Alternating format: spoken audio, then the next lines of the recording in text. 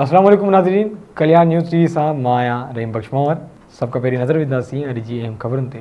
नाज़रीन, कोर्ट ॾिजी अॻूणे सेनेटर ऐं क़ौमी असेंबली जे मेंबर ऐं क़ौमी डेमोक्रेटिक पार्टी बलूचिस्तान जे मरकज़ी सदर डॉक्टर अब्दुल हई बलोच कोर्ट ॾिजी में मीडिया सां ॻाल्हाईंदे चयो त मुल्क में हिन वक़्तु मुआशी बहरान, महांगाई जो बहरान, क़ानूनी बहरान समेत केतिरा ई बहरान आहिनि जिन जो ज़िम्मेवार कठपुतलो वज़ीर आज़म इमरान ख़ान आहे। हिन चयो त वफ़ाक़ हमेशह बलूचिस्तान सां नाइंसाफ़ियूं कयूं आहिनि ऐं तक़रीबन 70 सालनि खां असां सां नाइंसाफ़ियूं थी रहियूं आहिनि ऐं हज़ारनि जी तादाद में असांजा बलोच लापता कया विया आहिनि ऐं सिंध मां बि समें माण्हू लापता थियल आहिनि ऐं अफ़सोस त सुप्रीम कोर्ट ऑफ पाकिस्तान जी बार बार हुकुम जे बावजूदि लापता माण्हुनि खे ज़ाहिर न करणु हिकु वॾी नाइंसाफ़ी आहे ऐं आला अदालत जे हुकुम जी पिणु तौहीन आहे।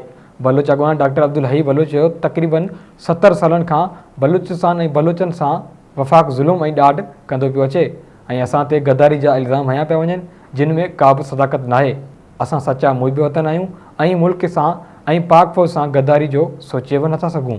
हिकु सवाल जे जवाब में बलोच अॻवान डॉक्टर अब्दुल हई बलोच चयो त शहीद नाज़िम जोखियो खे हुकुमरान धुर जे ॿिनि सिंध असेंबली जे मेंबरनि पंहिंजे घर घुराए बेदर्दी सां क़त्ल कयो आहे ऐं असां उन वाक़िए जी सख़्तु लफ़्ज़नि में मज़म्मत कयूं था ऐं मुतालबो कयूं था त मुलविस जवाबदार खे इबरतनाक सज़ा ॾिनी वञे। उॾेरोलाल सिंध जे हक़नि जी ख़िलाफ़ वर्ज़ी ऐं अवाम खे क़त्ल करण जी कंहिं सूरत में इजाज़त न ॾींदासीं।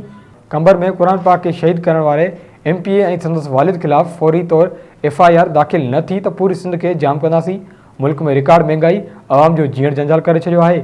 PDM पारां 13 नवंबर ते कराची में भरपूर एहतजाजी जलसो थींदो। 27 नवंबर ते लड़काणे में सिंध जी तारीख़ जो वॾो जलसो थींदो जंहिंमें PDM जे मरकज़ी क़यादत शिरकत कंदी।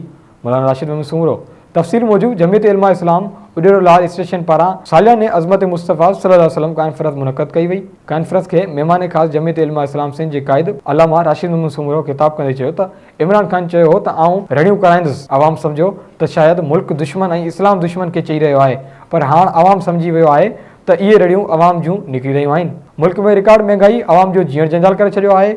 ग़रीब अवाम 2 वक़्त जे मानी सुकून सां नथी खाई सघे। खाधे पीते जी शयुनि, पेट्रोल, गैस ऐं बिजली जा अघु चोट चढ़ी विया आहिनि।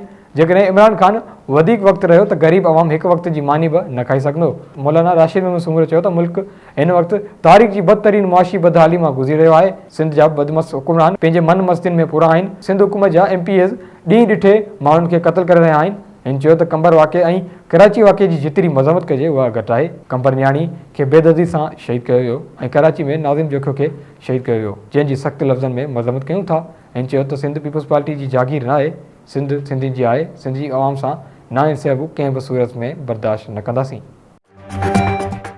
जरवार यारुलुंड में पीर पखड़ोई जो सालाना उर्स मुबारक अॼु खां शुरू थी वियो आहे। असद अली ख़ान लुंड मेले जो इफ़्तिताह कयो। उर्स मुबारक में महफ़िल मौसीक़ी, सर्कसूं, मौत जा खूह, चिड़ियाघर, झूला, थिएटर, स्टेज शो, मलाखड़ो ऐं कोडी कोडी रांदि, उठनि जी डोर समेत ॿियूं तफ़रीह जूं शयूं लॻायूं वियूं आहिनि। उर्स मुबारक में शिरकत लाइ मुल्क जे मुख़्तलिफ़ इलाइक़नि मां समेज़ारनि जी आमद जो सिलसिलो जारी आहे।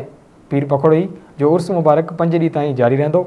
उर्स मुबारक जे मौक़े ते महफ़िल मौसीक़ी में मुल्क जे नाले वारा गुलकार पंहिंजे फ़न जो मुज़ाहिरो कंदा। नाज़रीन, ही हुयूं अॼु जूं अहम ख़बरूं। वधीक तफ़सीली ख़बरुनि लाइ विज़िट कंदा असांजी वेबसाइट www.dailykalyan.com ऐं असांजो फेसबुक ऐं YouTube पेज डेली कल्याण।